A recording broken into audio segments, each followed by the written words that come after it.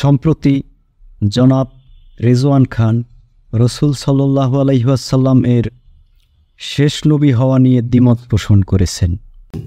আরবিতে আমরা দেখলাম যে 7টা আয়াত আলোচনা করে আমরা দেখলাম যে একটা জায়গাতেও খাতম শব্দের অর্থ শেষ নয়, প্রত্যেকটা জায়গাতেই খাতম শব্দের অর্থ হচ্ছে সিল বা মোহর বা মার্কা।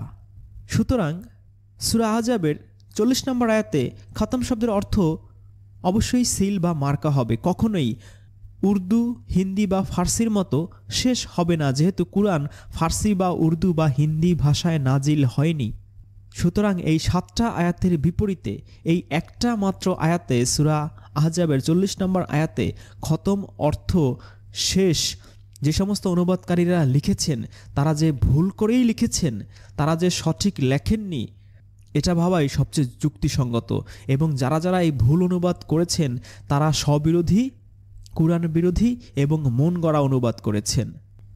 সুতরাং এই আয়াতের রেফারেন্স দিয়ে কুরআনের বাকি 7টা আয়াতের সাথে সাংঘর্ষিক করে উর্দু, হিন্দি, ফার্সি থেকে খতমের অর্থ শেষ ধরে নিয়ে যে সমস্ত অনুবাদকারীরা ভুল অনুবাদ করেছেন এবং এই অনুবাদের আলোকে ওয়াজ মাহফিলের মাঠে ময়দানে গলা ফাটিয়ে মোল্লারা যে বলে শেষ নবী, লাস্ট প্রফেট, ফাইনাল প্রফেট, নবুয়ত শেষ, আখিরি নবী, নবী আর আসবে না, আল্লাহর নবী পাঠাবেন না, এটা চূড়ান্ত বিভ্রান্তিকর এবং কুরআনের সাথে।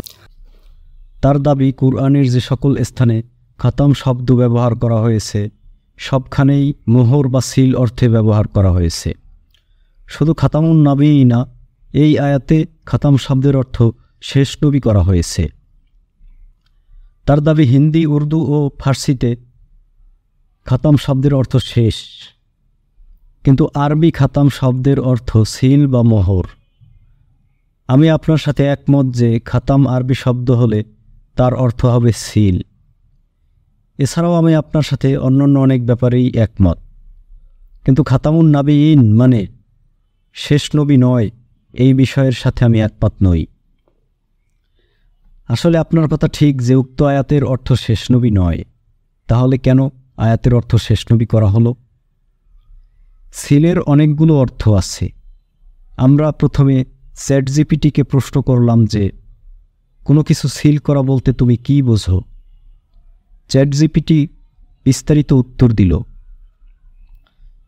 যখন কিছু সিল করা হয় তখন সাধারণত বোঝায় যে এটি নিরাপদে বন্ধ বা কোনোভাবে সুরক্ষিত করা হয়েছে। এখানে সিল করা কিছুর কয়েকটি সাধারণ ব্যাখ্যা দেওয়া হলো। অতঃপর চ্যাটজিপিটি 4টি ব্যাখ্যা দিল। 1 নম্বরে নিরাপত্তা এবং সুরক্ষা। যখন একটি আইটেম বা ধারক সিল করা হয় এর অর্থ হলো এর বিষয়বস্তুতে অ্যাক্সেস সীমাবদ্ধ বা প্রতিরোধ করা হয়েছে। গোপনীয়তা নিশ্চিত করার জন্য নথি সিল করা হয়। 2 নম্বরে সংরক্ষণ। সিলিং বলতে বাতাস, আর্দ্রতা বা দূষিত পদার্থের প্রবেশ রোধ করে কিছু সংরক্ষণ করাও বোঝাতে পারে। উদাহরণস্বরূপ সতেজতা বজায় রাখতে এবং নষ্ট হওয়া রোধ করতে প্রায়শই খাবারের প্যাকেজিং সিল করা হয়। 3 নম্বরে সততা এবং নিশ্চয়তা। কোনো কিছুর উৎপত্তি বা সত্যতা যাচাই করতে সিল ব্যবহার করা যেতে পারে। উদাহরণস্বরূপ সরকারি নথিতে তাদের বৈধতা বোঝাতে একটি সিলমোহর বহন করতে পারে, যেমন আইনি নথিতে নোটারির সিল থাকে। অন্তিমতা বা স্থায়িত্ব। কিছু প্রসঙ্গে সিল করা অর্থ চূড়ান্ততা বা স্থায়িত্ব বোঝাতে পারে। উদাহরণস্বরূপ যদি একটি আইনি চুক্তি সিলমোহর করা হয় তাহলে এর শর্তাবলী চূড়ান্ত এবং বাধ্যতামূলক। সামগ্রিকভাবে সিল সুরক্ষিত করা, সংরক্ষণ করা, চূড়ান্ত করা, বন্ধ করা, সুরক্ষা বা নিশ্চয়তার একটি অবস্থা প্রকাশ করে। চ্যাটজিপিটির উত্তর এতটুকুই ছিল।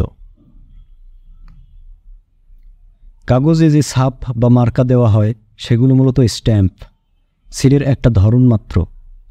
সিলের ছাপ দেওয়ার জন্য যে রং ব্যবহার করা হয় সেই রঙের বক্সের উপরে লেখা থাকবে স্ট্যাম্প প্যাড। সিল বলতে যেহেতু আপনি এখনও স্ট্যাম্পকেই বোঝেন, তাহলে আপনাকে স্ট্যাম্প বা মার্কাবিহীন কিছু সিলের উদাহরণ দেব। মোবাইল ফোনের সিল।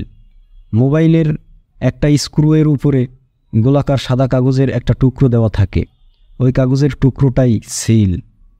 মোবাইল খুলতে হলে সেই সিল ভেঙে ফেলতে হবে। আপনার ল্যাপটপের পেছনের কভারটা দেখুন, একটা স্ক্রুয়ের উপরে গোলাকার সাদা কাগজের একটু টুকরো লাগানো থাকে, ওইটাই সিল। কোম্পানি যখন মোবাইল বা ল্যাপটপ তৈরির সকল কাজ সম্পন্ন করে তখন ওই সিলটা লাগানো হয়। সিল মানে বন্ধ করে দেওয়া, যা কারো খোলার অনুমতি নেই।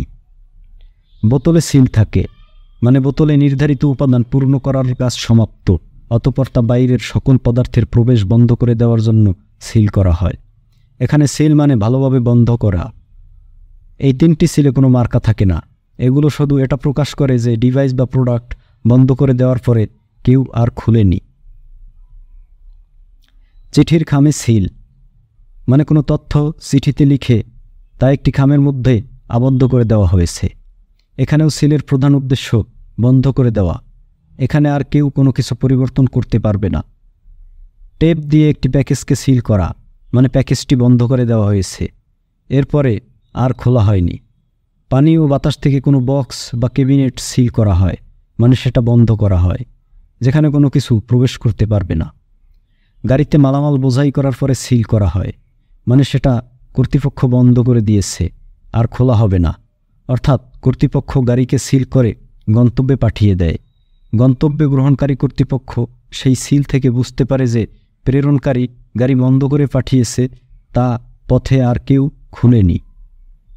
বৈদ্যুতিক মিটারে সিল করা হয়, এখানেও সিল করার অর্থ যে মিটারটি বন্ধ করে দেওয়া হয়েছে, এটা খুলে আর কেউ সংযোগে অথবা মিটারের রিডিংয়ে কোনো পরিবর্তন করতে পারবে না।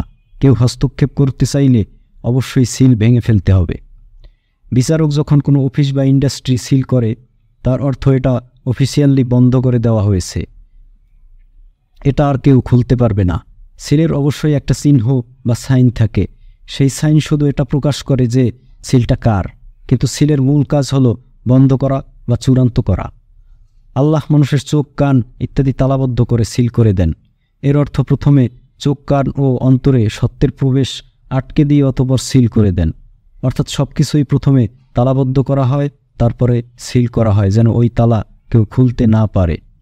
আল্লাহ মানুষকে সেদিন যে সিল করা পানীয় পান করাবেন, ওই সিল মানে শেষ হয়ে যাওয়া নয়, ওই সিল মানে আল্লাহ পাত্রে পানীয় পূর্ণ করেছেন, অতঃপর সেই পাত্রকে সিল করে দিয়েছেন, যেন কেউ তা খুলে আর কিছু প্রবেশ করাতে না পারে।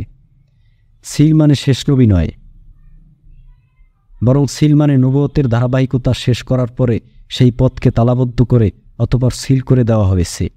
এরপরেও যদি আপনি মনে করেন যে সিল মানে মার্কা বা ছাপ, তাহলে আপনি ভুলের মধ্যে রয়েছেন। সিলের সবগুলো ডেফিনেশন থেকে আমার কাছে এটা স্পষ্ট যে কোনো কিছু চূড়ান্ত করার পরে তা বন্ধ করে অতঃপর সিল করা হয়। আর মোহর বা সিলের যে কোনো অর্থ ধরে নিলেই পাই মুহাম্মদ সাল্লাল্লাহু আলাইহি সাল্লাম এর মাধ্যমে নবুয়ত সম্পন্ন হয়েছে, রিসালাত বন্ধ হয়েছে এবং তিনিই চূড়ান্ত রসুল। পৃথিবীতে অসংখ্য নবী এসেছেন, একে একে সকলের নাম একটা কাগজে লিপিবদ্ধ করা হলো। এরপরে সর্বশেষ সেই কাগজে একটা সিল বা মোহর লাগানো হলো। সেই মোহর বা সিল হলো মুহাম্মদ সাল্লাল্লাহু আলাইহি ওয়াসাল্লাম। এবার যদি নতুন কোনো নবী আসে, তাহলে তাদের নাম কি ওই সিলের নিচ থেকে আবার লেখা শুরু করবেন? আল্লাহ দিনকে পরিপূর্ণ করেছেন, তার মানে দিন ইসলামে আর কোনো কিছু অন্তর্ভুক্ত করার প্রয়োজন নেই। যেখানে অন্তর্ভুক্ত করার প্রয়োজন নেই, শুধুমাত্র তাকেই সিল করা হয়। যদি অন্তর্ভুক্ত করার প্রয়োজন না হয়, তাহলে নতুন রসুলের কি প্রয়োজন আছে? আর কোরআন সংরক্ষণের দায়িত্ব যেহেতু আল্লাহর নিজের, সেহেতু এই কোরআন কেউ পরিবর্তন করে দিতে পারবে না অথবা বিলুপ্ত করতে পারবে না। তার অর্থ কি এই নয় যে এই কোরআন কিয়ামত পর্যন্ত অপরিবর্তনীয় থাকবে? আমরা পূর্বের দিকে তাকালে দেখতে পাই যে প্রত্যেক নবীর উম্মতেরা তাদের কিতাবকে পরিবর্তন করে দিত, তাই পরবর্তীতে আবার রসুল প্রেরণের প্রয়োজন হতো। যেহেতু আমাদের কিতাব পরিবর্তন করা সম্ভব নয়, তাই আর কোনো রসুলের কি কোনো প্রয়োজনীয়তা আছে? খাতাম শব্দের অর্থ যদি সিল হয়, তবে খাতামুন শব্দের অর্থ অবশ্যই সিল্ড। এবার আপনি গুগল ট্রান্সলেটরে সিল্ড লিখে ট্রান্সলেট করেন, দেখেন তো এটা আসে কিনা। অর্থাৎ সিল্ড মানে বন্ধ।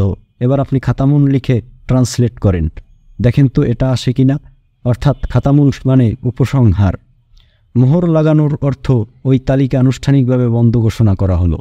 নিশ্চয়ই আল্লাহর ওয়াদা সত্য এবং তার সুন্নতে কোনো পরিবর্তন নেই, তাই তিনি যেখানে সিল করেছেন সেখানে আর কিছুই তিনি অন্তর্ভুক্ত করবেন না।